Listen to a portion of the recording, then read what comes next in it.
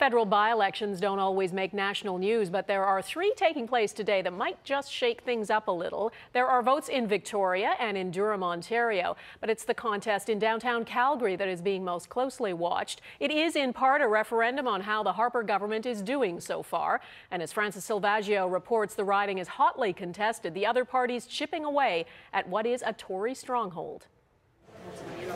Voters in Calgary Centre are about as conservative as they come.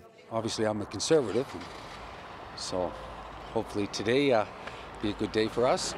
A conservative candidate has held this seat since 1968.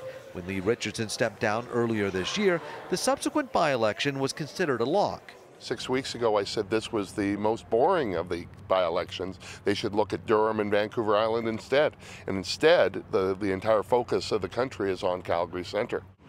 As it turns out, voters in Durham, Ontario are expected to re-elect a Tory, and folks in Victoria are on pace to return the NDP. But here in the Conservative heartland, voters are restless. I think there should be a protest vote, and I made a protest vote today. We'll begin by asking... Pundits say the discontent, though, has less to do with the party and more to do with the candidate. There seems to be real anger towards Joan Crockett. And that's because we have a conservative government. The former newspaper editor's campaign got off to a rough start, suggesting her job was to simply support the Prime Minister, then appeared inaccessible, refusing to attend several all-candidates forums. Now, I should address the elephant in the room. Or should I say the elephant not in the room? The Liberal Party sensed weakness and pounced immediately, sending in the big guns to help support their local candidate. It's an incredible pleasure for me to be here today. But Western alienating comments by Liberal MPs cooled the campaign, and a big push from the Green Party may serve only to split the vote.